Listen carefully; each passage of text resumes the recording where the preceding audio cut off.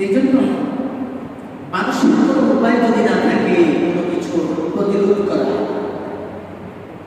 প্রতিবাদ করা, প্রতিরোধ করার যদি কোনো উপায় না থাকে, মনে করে একজন জানেন কোনো ডাকু আপনাকে নীরব জায়গায় নিয়ে গেল, সেখানে তার কাছে অস্ত্র আছে, তার গায়ে ক্ষমতা আছে, শক্তি আছে, কিন্তু আপনার গায়ে শক্তি থাকলেও কিন্তু অস্ত্র নেই, সেখানে আপনি তার কাছে বিপদ এবং আপনাকে এই মুহূর্তে উদ্ধার করার মতো আপনার কোনো আত্মীয় স্বজন বন্ধু বান্ধব নেই, তখন আপনি কি করবেন? আল্লাহ ছাড়া আপনার কোনো উপায় আছে? ওই সময় একজন বান্দা যখন অনুভব করে এই মুহূর্তে ডাকাত দল জানে আমাকে কব্জা করে ফেলবে, আমি একা, আমি তার মোকাবেলা করতে পারছি না, এমন অবস্থায় আমার আল্লাহ ছাড়া আমার কোনো উপায় নাই। এই মুহূর্তে যেরকম কোনো উপায় না থাকায় আপনি এই মুহূর্তে শুধু একমাত্র আপনি আপনার রবের কাছে শরণাগত হন, যে এই মুহূর্তে আমার রব চাইলে আমাকে তিনি রক্ষা করতে পারেন। ঠিক তদ্রুপ যখন আপনার শক্তি থাকবে, সামর্থ্য থাকবে, লোক অনুকূল থাকবে, দল থাকবে, ক্ষমতা থাকবে, গায়ে শক্তি থাকবে, সব কিছু থাকা সত্ত্বেও ওই অবস্থায় যত বিপদে পড়েন না কেন আপনাকে আল্লাহর কাছে শরণাগত হওয়া উচিত।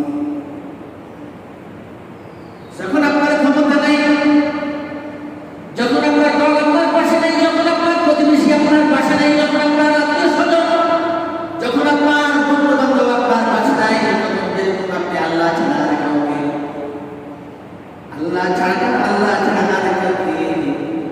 ডাকেন না, আল্লাহ ছাড়া আর কারোর কাছে শরণাগত হন না।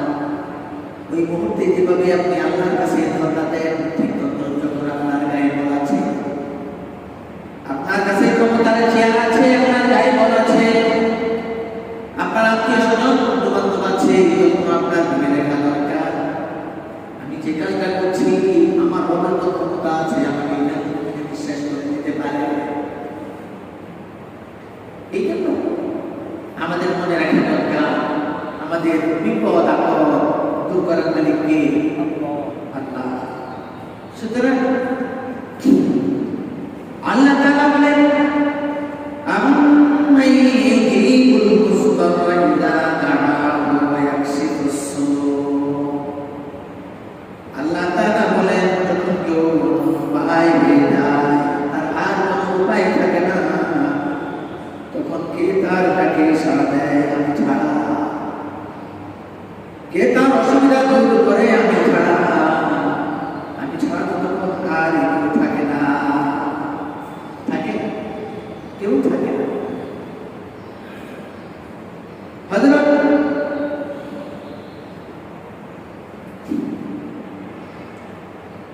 ইমাম আহমদ রাহমাতুল্লাহ আলাইহি বলেন, আফআন রাহমাতুল্লাহ আলাইহি আবু তামিমা আল জাইনি আল হুযাইমি রাবি বর্ণনা করেন, তিনি বলেন আমি রাসূল কারীম সাল্লাল্লাহু আলাইহি ওয়াসাল্লামকে একবার জিজ্ঞেস করেছিলাম যে আমি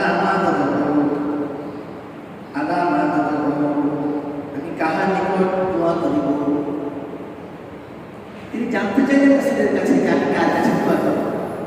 কি খাতা বাবা, না দুর্গা শরীফ, না দরগা শরীফ, মাইজবান্ডা, না কুতুববাগ, রাজার পাহাড়? এরকম লোক আছে না? নেই? যে বিপদ পড়লে খাতা বাবার দরবারে যা, কাঁথা সহ সব খাইয়া এখানে আয়, মাজারে যা, টাকা দিয়ে পয়সা দিয়ে সেজদা দিয়ে কবরে, এরকম লোক নাই? আছে। আমি জিজ্ঞাসা করলাম আল্লাহর রাসূলকে যে আমি কার নিকট দোয়া করব, ফরিয়াদ করব? আল্লাহ রাসূল বলেন কেবল তুমি দোয়া করবা ওই সত্তার কাছে যিনি তোমার বিপদগ্রস্ত হওয়ার পর বিপদ থেকে তিনি তোমাকে মুক্ত করেন, তিনি কে? এরপরে তিনি বলেন জনমানবহীন কোনো বিশাল জঙ্গলে যদি তুমি হারাইয়া যাও, তোমার কোনো জিনিস হারাইয়া যায়, তোমার এই জিনিস যিনি উদ্ধার করে দেন, তালাশ করে দেন, তুমি ওই সত্তার নিকট দোয়া করবা। রাবি বলেন রাসূল সাল্লাল্লাহু আলাইহি ওয়াসাল্লাম বললেন আওসানি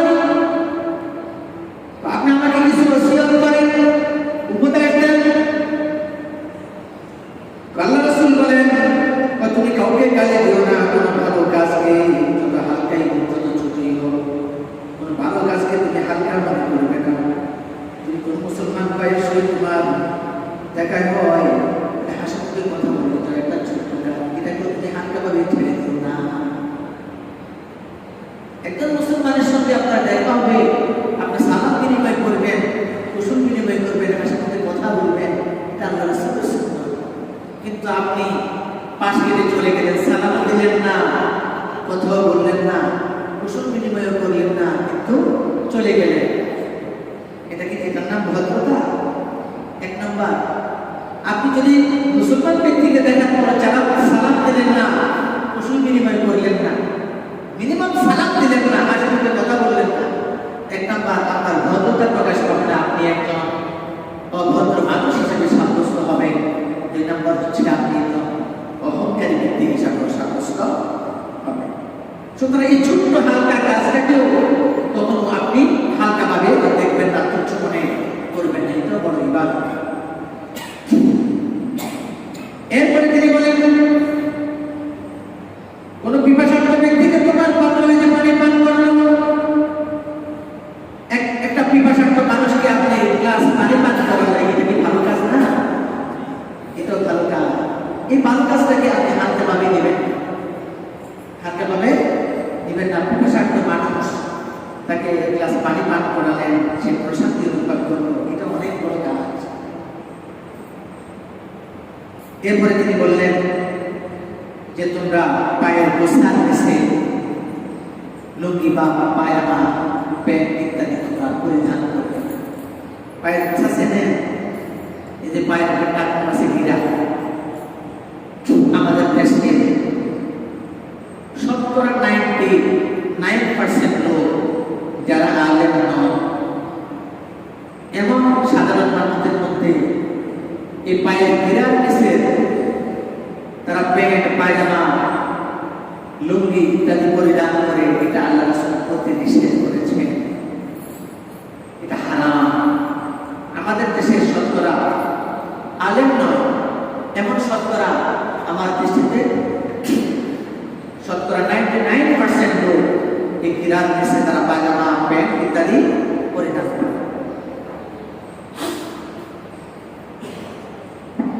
এটা আল্লাহ রাসূল নিষেধ করেছেন, এটা হারাম। অনেক লোক দেখা যায় কি করে,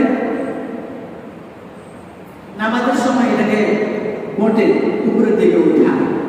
আল্লাহর কসম করে বলছি, যে কাজ নামাজের বাইরে হারাম, এটা নামাজের অবস্থায়ও হারাম।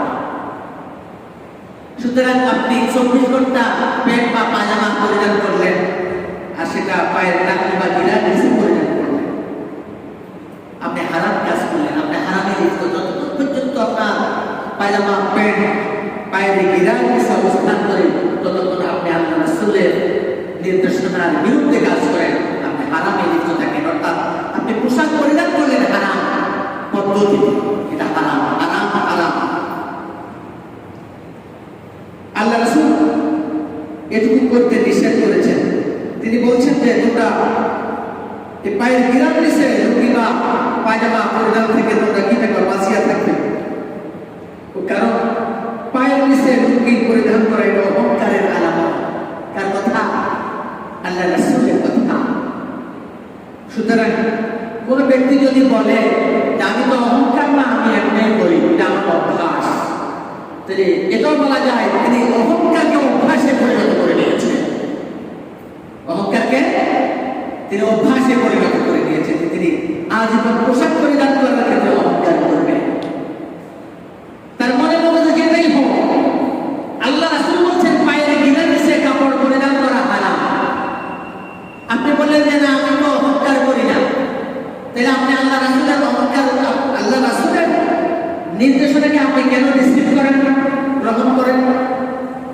আপনি যে পায়ের গিরার নিচে লুঙ্গি, পায়জামা, প্যান্ট পরিধান করেন, নিশ্চয়ই এটা বলা কারো পদ্ধতি। এই পদ্ধতি কার? এটা আল্লাহ রাসূলের দেখানো পদ্ধতি না, আল্লাহ রাসূলের দেখানো পদ্ধতি। সুতরাং আপনাকে এটা পরিহার করতে হবে।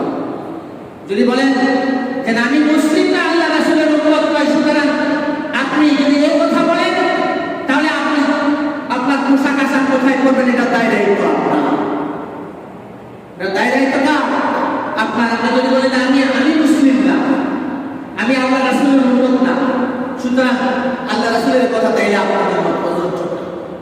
আল্লাহ রাসূল কোন পায়ের গেরা দিয়েছে, প্যান্ট পায়জামা লুঙ্গি ইত্যাদি পরিধান করা, অথবা আপনি চাদর পরলেন, চাদরটা একদম পায়ের নিচে চলে গেল, এটা হবে না, এটা হবে না।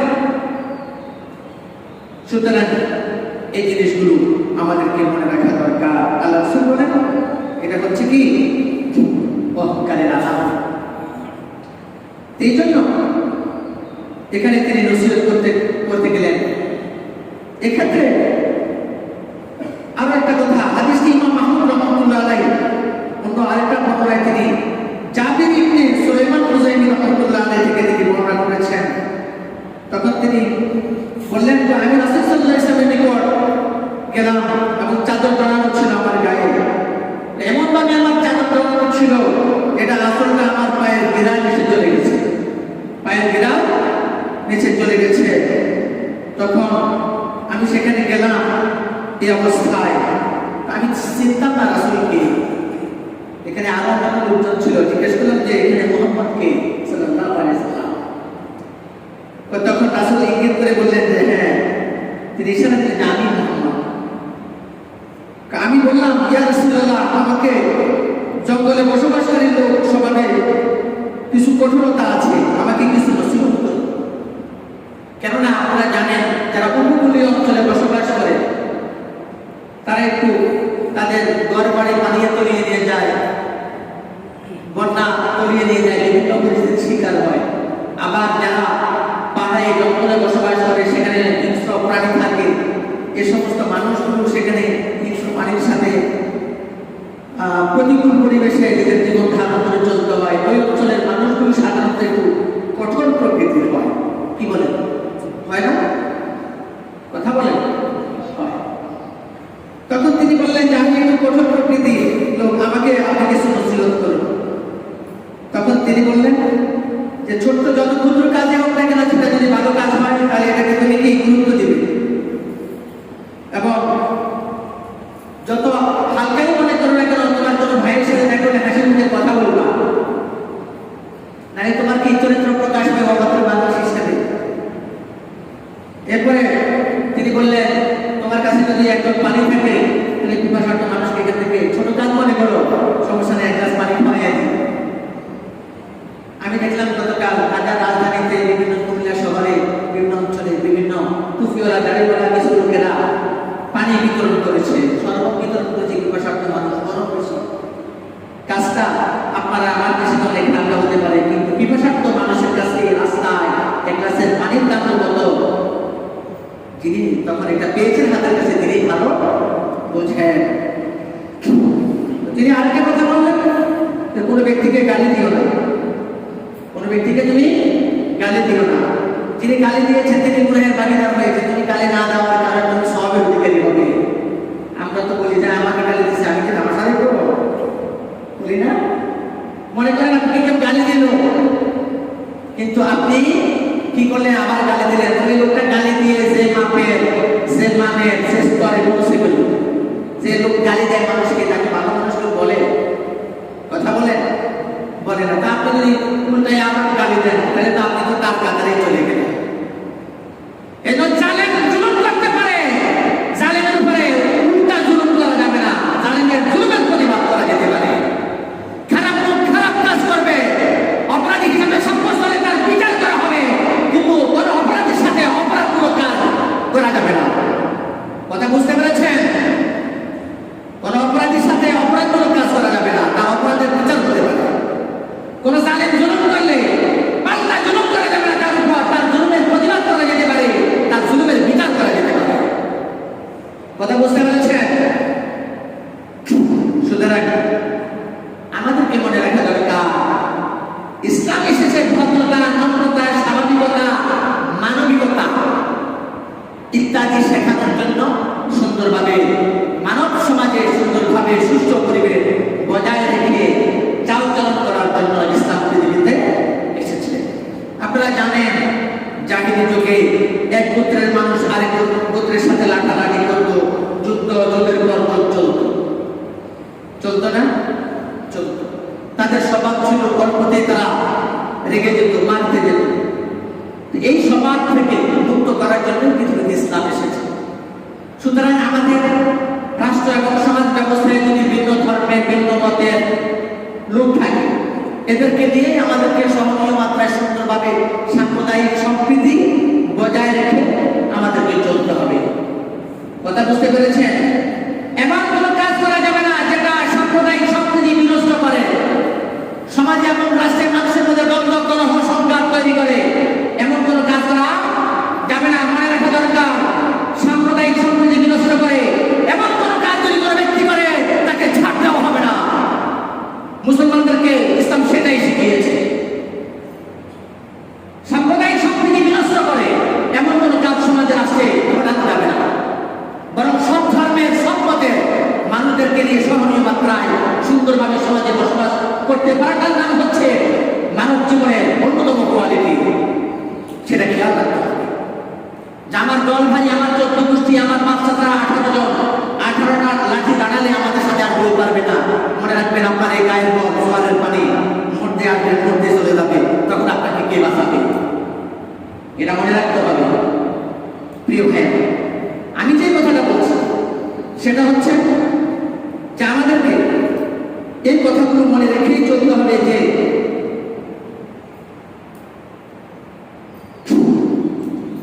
আমাদেরকে সর্বাবস্থায় আল্লাহর উপর, আল্লাহর বিধানের উপর অটল থাকতে হবে। আল্লাহর বিধানের উপর অটল থাকতে হবে। নিজের গায়ের বলার ক্ষমতার বল যতই থাকুক সেটা প্রয়োগ করা যাবে না। দেখতে হবে আমার রব কি বিধান দিয়েছে, এই বিধানের অনুসরণ করলে আমিও বাঁচবো, আমার প্রতিবেশী বাঁচবে, আমিও বাঁচবো, আমার সমাজ বাঁচবে, আমিও বাঁচবো, আমার রাষ্ট্র বাঁচবে। যদি আমি আল্লাহর বিধানকে কি করি? অনুসরণ করি। সর্বাবস্থায় আল্লাহর বিধানকে কি করতে হবে? অনুসরণ করতে হবে। এই সর্বাবস্থায় আল্লাহর বিধানের ক্ষেত্রে ছোট্ট একটি কথা আমি আপনাদেরকে শোনাতে চাই। একবার ইমাম ইবনে আবু হাতিম রাহমাতুল্লাহ আলাইহি বলেন, উবাইদুল্লাহ ইবনে সালিম রাহমাতুল্লাহ আলাইহি থেকে বর্ণিত, তিনি বলেন যে আমি একবার কি করলাম, হাফেজ ইবনে আসাকির রাহমাতুল্লাহ আলাইহি থেকে বর্ণিত, তিনি এই কথাটা উল্লেখ করেছেন যে আবু বকর ইবনে দাউদ দানবী রাহমাতুল্লাহ আলাইহি বলেন, আমি একবার আমার খচ্চরে করে কি করতাম, আমাদের দেশে যেমন রিক্সায় করে এক জায়গা থেকে অন্য জায়গায় লোক পার করে, ওই সময় ঘোড়া, গাধা, খচ্চরের মাধ্যমে মানুষ এক জায়গা থেকে আরেক জায়গায় লোক পার করত। তো তিনি বলেন আমি একবার এরকম আমার খচ্চর করে লোক পারাপার করতাম। তো একবার আমি আমার খচ্চরে করে আমি দামেস্ক হইতে জায়দানি পর্যন্ত মানুষ পৌঁছে দেওয়ার কাজের ক্ষেত্রে একবার এক লোক আমার খচ্চরে উঠলো প্যাসেঞ্জার হিসাবে। তখন আমি স্বাভাবিক নিয়মে প্রতিদিন যে রাস্তা দিয়ে যাই, এই রাস্তা দিয়ে আমি রওনা করলাম। একটু যাওয়ার পরে আমার আরোহী আমাকে বললো, তুমি এদিক দিয়ে নয় কি, তুমি এই রাস্তা দিয়ে যাও, তাহলে তুমি খুব দ্রুত যেতে পারবে, খুব দ্রুত যেতে পারবে। আমি চাইতে সচেতন হলাম না, কিন্তু আমি রাস্তাটা চিনি না। আমি স্বাভাবিক নিয়মে যে রাস্তায় প্রতিদিন যাই সেদিন ওই রাস্তা দিয়ে আমি রওনা করলাম। একটা পর্যায়ে আমাকে ব্যাখ্যা দিল যে এদিক থেকে অনেক কাছে হবে, দ্রুত যাইতে পারবো, অনেক যুক্তি দেখালো। পরে আমি প্যাসেঞ্জারের কথা মতো কি করলাম, রওনা করলাম। যাইতে যাইতে আমাকে গভীর এক জঙ্গলের কাছে নিয়ে গেল, আমি আর রাস্তা করতে পারছি না। তখন আমার এই আরোহী আমাকে বললো যে তুমি থামো।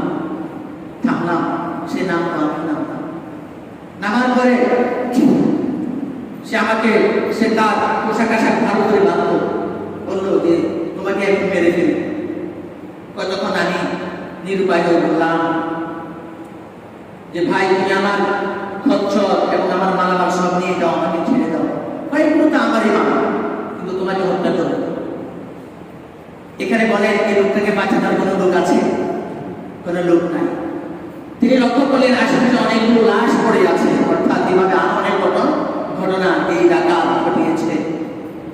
একটা পর্যায়ে আমি নিরুপায় হয়ে গেলাম, বললাম যে ভাই, আমাকে দেখে তুমি 2 রাকাত নামাজ পড়ার সুযোগ দাও, তুমি তো আমাকে মেরে ফেলবা। ঠিক আছে, তাড়াতাড়ি।